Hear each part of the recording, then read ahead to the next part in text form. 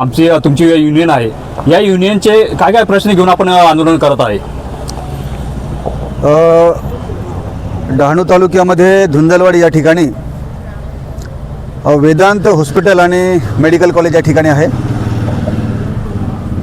आज पाहायला गेलं तर जिल्ह्यामध्ये सर्वात मोठं हॉस्पिटल हे वेदांत हॉस्पिटल आहे. आणि या ठिकाणी गेल्या 5-6 वर्षापासून जे काही कामगार, सफाई कामगार आहेत, इतर क्षेत्रामध्ये जे कामगार काम करतात, साधारणतः 300 ते 400 कामगार हे या ठिकाणी गेल्या 7-8 वर्षापासून काम करतात. परंतु या कामगारांना अजूनही 7 ते 8 हजार रुपयामध्ये महिन्यामध्ये राबवलं जातं. आजचं जर पाहिलं तर वाढती महागाई आणि ह्या सर्व जर गोष्टी पाहिल्या तर आज एका कुटुंबाला, किमान कामगारांच्या कुटुंबाला किंवा इतर कोणत्याही कुटुंबाला किमान जगण्यासाठी आज 28 ते 30 हजार रुपये हे लागतात, तर ते कुटुंब व्यवस्थितपणे ते जगू शकतं. परंतु अशा प्रकारच्या कामगारांवर हा अन्याय आणि कामगारांचे शोषण हे गेल्या 7-8 वर्षापासून या वेदांत हॉस्पिटलमध्ये जे काही व्यवस्थापन आहे ते करत आहे. आणि म्हणून गेल्या 4 वर्षापूर्वी centre of Indian trade union या युनियनच्या नेतृत्वाखाली येथील कामगारांनी आपली सभासद पावती फाडून या युनियनचे सदस्य झाले. आणि तेव्हापासून आम्ही या वेदांत हॉस्पिटलच्या व्यवस्थापनाशी किंवा मालकाशी चर्चा करतो की कामगारांचं किमान वेतन तरी तुम्ही निदान दिलं पाहिजे. परंतु आज या वैद्यकीय क्षेत्रामध्ये कामगारांचं किमान वेतन हे 16 ते 17 हजार रुपये आहे. परंतु आज 9 हजार रुपयावर या कामगारांना राबवलं जातं. गेल्या 1 महिन्यापूर्वी आम्ही त्यांना पत्र दिलं, युनियनच्या माध्यमातून आणि कामगारांच्या माध्यमातून एक पत्र दिलं की तुम्ही कामगारांचा किमान त्यांचा पगार वाढवला पाहिजे, काहीतरी त्यांना निदान जगण्यासाठी.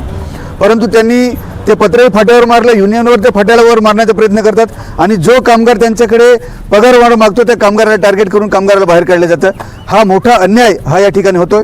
आणि म्हणून रीतसर आम्ही त्यांना 15 दिवसाची नोटीस दिली की या 15 दिवसामध्ये तुम्ही कामगारांच्या ज्या काही रास्त मागण्या आहेत या रास्त मार्गावर चर्चा केली पाहिजे आणि मार्ग काढला पाहिजे.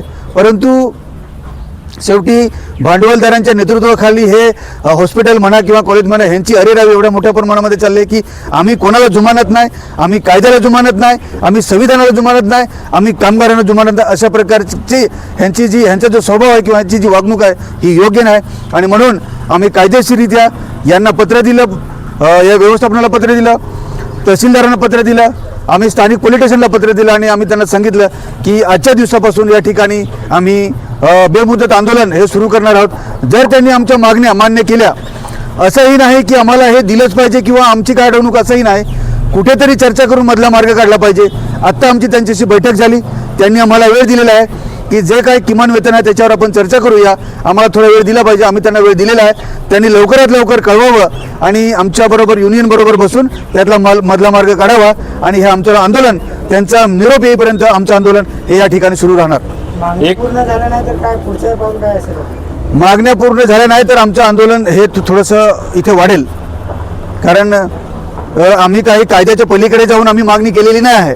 खरं म्हणजे 10 वर्ष काम केलेल्या कामगाराला किमान वेतनावर राबवू शकत नाही, त्यांना वाढीव वेतन दिलं पाहिजे. परंतु आम्ही म्हणालो की चला इथे हे हॉस्पिटल आहे तर जे काही किमान वेतन आहे तरी निदान दिलं पाहिजे. ते दिलं तर आम्ही आमचं आंदोलन स्थगित करू. 1 वर्षापूर्वी यांनी आंदोलनाचा इशारा दिलेला आणि निवेदन पण दिलेलं आहे. त्यानंतर मग 20 दिवसानंतर पण त्यांनी व्यक्तीचे भेटलेले आहेत, परंतु त्यांना पण दुमाजत नाही. आणि आपण आले तर नक्की आपली दखल घेतली जाईल का, काय बोलाल आपण? हे बघा, पत्र दिलं होतं तर 15 दिवसाचं पत्र दिलं होतं. तर या 15 दिवसामध्ये त्यांनी युनियनचे पदाधिकारी, या ठिकाणचे कामगार कमिटी आणि व्यवस्थापन या तिघांनी संयुक्तरित्या जर ही चर्चा केली असती तर 15 दिवसाच्या अगोदरच काहीतरी मार्ग निघाला असता. आज आंदोलनाची भूमिका घेतल्यानंतर त्यांनी आम्हाला बोलवलं, हे तर योग्य नाही ना. हे बघा, आंदोलन करायला आम्हाला पण इथे एवढे कामगार आहेत किंवा आजूबाजूचे काही आमच्या चळवळीचे काही लोक आले तिथे त्यांना मदत करण्यासाठी. आम्हाला हौस आलेली नाही ना इथे आंदोलन करण्याची, आम्हाला निश्चितच हौस नाही आलेली. त्यांनी जर या 10 दिवसामध्ये जर याच्यावर काही तोडगा काढला असता तर आम्ही या ठिकाणी आंदोलन केलं नसतं. पण शेवटी आम्हाला पण पर्याय नाही ना. आमच्याकडे आम्ही सर्व कामगार, शेतकरी ह्या वर्गातले सर्व आम्ही लोक आहोत. तर आम्हाला तर संविधानाने अधिकार दिलेला आहे की आंदोलन शांततेच्या मार्गाने आंदोलन करून आमच्या मागण्या पदरात पाडून घेणे हाच आम्हाला पर्याय. त्याच्या पलीकडे तर आम्हाला काय पर्याय नाही. म्हणून आम्ही आंदोलनाची भूमिका स्वीकारलेली आहे. त्यांनी लवकरात लवकर ह्याच्यावर मार्ग काढावा. धन्यवाद. डहाणू तालुक्यातील वेदांत हॉस्पिटल ह्या ठिकाणी आहे.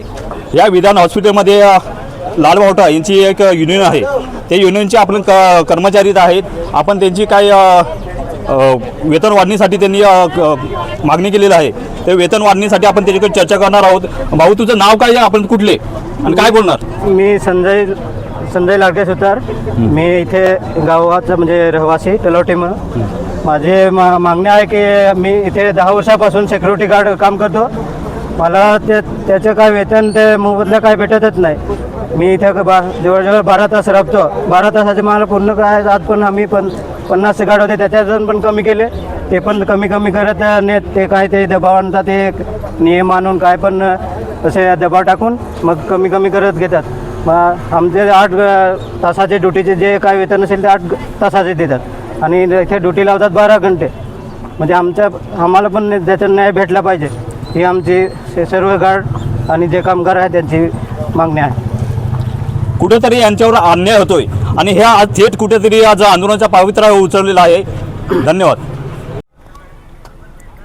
डहाणू तालुक्यामध्ये सासवण ग्रामपंचायत अंतर्गत एक वेदांत हॉस्पिटल आहे. या वेदांत हॉस्पिटलमध्ये जी लालबावटाची एक युनियन आहे ही इथे कार्यरत आहे आणि त्यांचे काही कर्मचारी यांनी थेट आंदोलन करून गेटवरती धरणे आंदोलन केलेलं आहे. आणि याची जर सखोल चौकशी घेण्यासाठी आम्ही त्यांच्याशी चर्चा केली. त्याचबरोबर नाण्याचे 2 बाजू असतात आणि ते पण जाणून घेण्यासाठी वेदांचे पदाधिकारी यांच्याशी चर्चा करण्यासाठी आपण आलेलो होतो. परंतु त्यांनी साफ इन्कार केलेला आहे, कारण आम्ही ती बाईट देऊ शकत नाही, आम्ही तुम्हाला माहिती देऊ शकत नाही. इथे कुठंतरी हे वेदांत हॉस्पिटल याचे जे पदाधिकारी काय आहेत हे कुठंतरी कामचुकारपणा किंवा इतर त्यांनी पाहिजे असा रिस्पॉन्स न दिलेले आज आपल्याला कळलेलं आहे. धन्यवाद.